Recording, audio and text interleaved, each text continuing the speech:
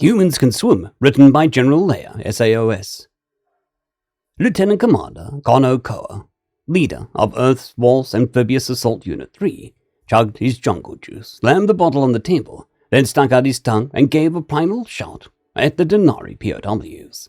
He was a huge, meaty Maori, with mystic tattoos distorting his face into a demonic visage. Denari were crab-like aliens, the latest hapless wretches who had something humans wanted. Some of Kono's fellow humans were forming up into irregular lines, shouting haka, haka, haka. Kono strutted up to the front of the lines, faced the troops, stuck his tongue out of the fierce face, thumped his chest, stamped his feet, and roared even louder. The lines of men and a few equally fierce-looking women stamped and roared back. The waves of the beach their compound was located on seemed to echo the savage screams. Kono turned back to the 24 or so humans standing in line and punched his fist into his other hand over his head. He lowered his arms and reached up to punch his hand again. But this time, the lines of humans also punched their fists into their hands as the group roared in unison. The group snapped their chests, thighs, and forearms.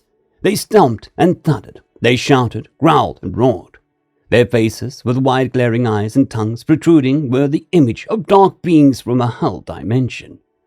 But the most terrifying part was how these creatures were perfectly in sync with their savage, primal display, as they roared to the god of war and destruction. Kamata, kamata, kaora, kaora, kamata, kamata, kaora, kaora. Taneta, tangata, pahura hura, nani ne I tiki mai, wanka wiki tara. Na upa ne, ka upa ne, uupana kapana, witi kara he. The group stomped forward with random members giving roars and shouts until they were almost within arm's reach of the Denari captives. A particularly fearsome female stomped forward, snapping her thighs like thunder from the heavens. She shouted a loud hiss, then leaned forward, glaring at the terrified Denari. Her mouth was closed, which emphasized the malevolence and destruction in her eyes. The other females followed her, hissing, then giving the same soul-consuming stare. Surely these females worshipped the dark goddess, Mother Death, who had consumed her own children so she could take their power. Some of the prisoners actually hyperventilated and fainted from fear. Kono had the top 3 Denari brought out of the cage. He forced them down into a submissive posture, then said in a voice loud enough for everyone present to hear, "You are prisoners of Earth Force. My tribe does not take prisoners. You must make yourselves useful enough for me to let you live. What do you have to say for yourselves?"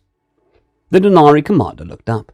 This fearsome human, with permanent markings on his face, was a nightmare that never could have been imagined. He had even seen this creature giving orders to females who worshipped Mother Death.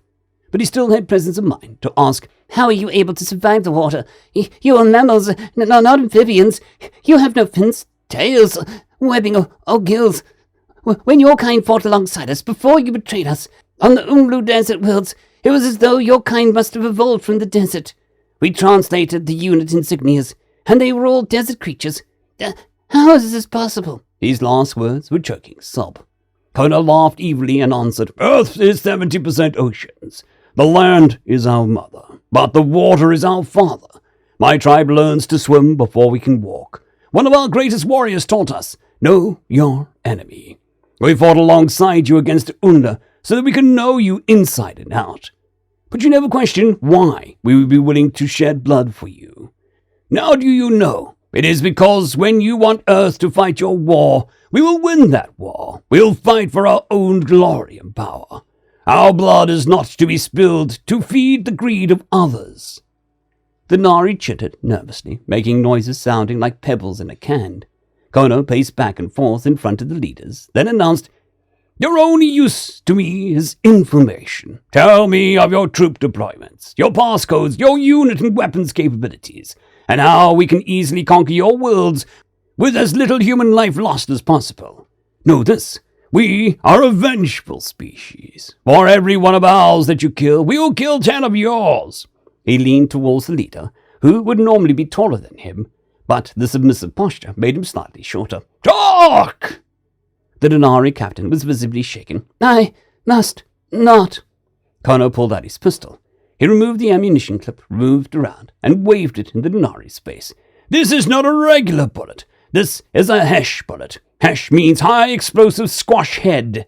It is specifically designed to damage personnel wearing armor. When the bullet impacts the armor, instead of cleanly piercing and passing through, the head of the bullet expands, causing the target's armor to conduct kinetic force to a large area of the body under the armor. The armor plates, or exoskeleton like yours, he tapped the prisoner on his chest plate, will take very little damage. However, the soft tissue under the armor, blood vessels, nerves, cartilage, and tendons, will be heavily impacted. It's absolutely excruciating. Tell me what I want to know now, and save yourself the suffering. Kono put the round back into the clip, put the clip in the gun, then shot a log. The dry wood practically exploded. The Denari prisoners all began to give high-pitched screams. The 3 officers outside the cage just repeated over and over, "We must not." Petty Officer Second Class Matteo Cotley, a small, wiry Mexican, spoke up. "Enough, sir. Give them the night to think it over. Then in the morning, after breakfast, say 0800. That'll be the El Tempo Perfecto to show the congregos that we mean business." Kono growled at him. "I'm tired of your insolence. This is your last chance, or else I'll show you that I mean business." The commander stormed off to get himself another bottle, while the Denari leaders were returned to the prisoner cage. In the headquarters tent, Kono was leaned, partially sitting on the edge of his desk. Petty Officer Cutley was sitting in the chair, with his feet crossed up on the desk. A few others were casually hanging out, joking and calmly discussing the events of the day. Cutley was chuckling and shaking his head. "Well, sir, now I know why your people started your battles with Huckers. I thought those Probrecitos were going to crap themselves." The tall warrior woman, Lieutenant Junior Grade Marima Davis, also a Maori, waved her hand, chuckling. "Get this, I did some checking on this Mother Death that they were talking about. They think me and the other females are in some sort of matriarchal satanic cult. They are under the impression that we are going to eat them alive." Kono and Cutley rolled their eyes, but she replied, "I'm not kidding. The Mother of Death is their devil. They really think we might do it." Kono threw his head back and laughed. "Seriously? Looks like Maori are going to get our reputation for cannibalism back." Cutley asked, "Did that actually happen?" Kono winked at him. "We don't do it anymore. March." Marima asked Cutley, "You absolutely sure about the plan tomorrow? We can change course." Kono gave him a concerned look also. Cutley waved his hand dismissively. "I'm completely certain. I did 3 test dives today. High tide starts at 0700. We get there between 08 and 0830. That'll give us time to put on some theatre. So at 1000, El Tempo Major. We will be good to go. Actually, any time between 0800 and noon will be fine. So if we run a little early or late, Esteban. All you have to do is let go when I snap my fingers. My brother and I used to do this twice a day, making money off the tourists back in Acapulco. It'll be fine. I can't wait to tell my brother." They chuckled. Then Connor said, "Cutley, what the hell are your feet doing on my desk?" They all snickered. Marima replied, "Sir, didn't your mom ever tell you that tables are for glasses, not asses?" They laughed again as Cutley pulled his feet down and stood up. "Well, I'm going to hit the hay.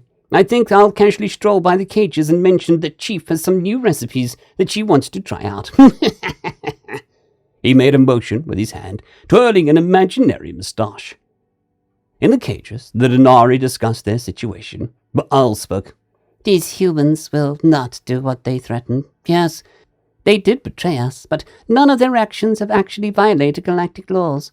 All the reports regarding captured Unlu show that humans treat docile prisoners humanely."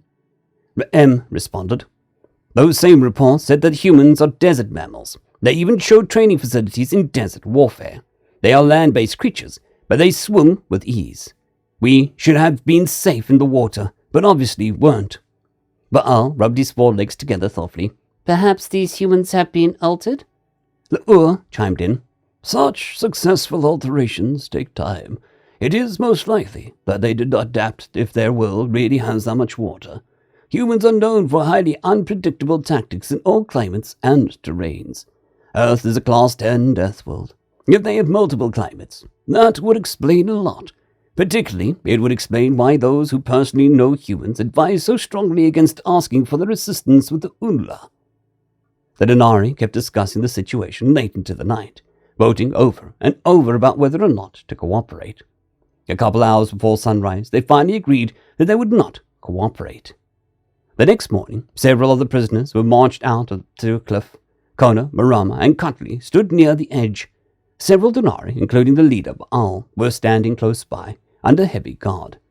Kona paced back and forth in front of the prisoners. "You've had the night to think over your options. You will tell me what I want to know. I will not waste my time babysitting prisoners that are no use to me. You have two choices. Answer the questions and live, or—" He grabbed a rock and flung it over the cliff edge. "Pray that your gods teach you to fly." Clicking noises could be heard from Denari trembling in their exoskeletons. Kona walked back and forth, shouting questions. The Denari shivered, did something like weeping, but refused to answer any questions. Marama pulled out a knife, getting dangerously close to where the Denari could actually feel her breath. She rubbed the blade of the knife over exposed Denari facial skin, then licked it. Her eyes had the same crazed look as the night before. "Before we start tossing them off the cliff, let's see what they taste like." A few of the prisoners gave choking sobs. At 0950, Cutley's patience was wearing thin. "Look, sir, these heavy-handed tactics might have gotten you promoted, but we need to wait for professional interrogators. You were wasting everyone's time with all of the strutting and preening." Kono shrawled and grabbed Cutley's collar and dragged him to the cliff edge. Kono held the back of the collar, with Cutley leaned far over the edge, only Kono's grip saving him from falling. Kono yelled, "I've had enough of your disrespect. If one more word comes from your mouth, I will end you." Cutley paused for a few seconds, then shouted back, "You wouldn't dare!" and he snapped his fingers. Kono released his grip. Humans and Denari rushed to the cliff edge as Cutley screamed all the way down, then hit the water. The guards herded the prisoners back. Kono looked around. "Who's next?" The Denari panicked and all began talking. They told everything. They answered all questions, winningly repeating answers and going into detail as needed. Recording devices were set up so each prisoner's deposition was recorded and could be catalogued and cross-referenced for accuracy. Later, the Denari were in a dining tent taking a meal when Cutley walked in. A few of the humans called to him. He waved and laughed. The Denari were in stunned silence. Kono and Marama were dining with Ul and waved him over. But Ul was shocked. "I saw you perish." Cutley chuckled. "My family have been cliff divers for hundreds of years. I was making jumps like this as a boy. Before I joined Amphibian Assault Force, I made my living diving cliffs twice that high." But Ul was desolate. "Then you tricked us." "We gave up for nothing," Marama replied. "Not necessarily. We don't kill unless we need to. But if we need to, we won't hesitate. Since your people are providing the information we need and are cooperating, you're safe." But Ul's 6 eye stalks seemed to drop. "We thought that by enlisting humans to help us, that we would finally defeat the Unlu. Instead, now we are defeated." Kono replied, "Too bad no one warned you about getting humans involved." But Ul sighed. "Actually, some Denari who knew humans did try to warn the rest of us." Cutley replied, "You should have listened." End of story. I'd quickly like to thank our Tier 5 channel members, Casper Arnholtz, John Creighton, Manatharia, 050, Dragzoon WRE, and Elijah Silvercross. Thank you very much.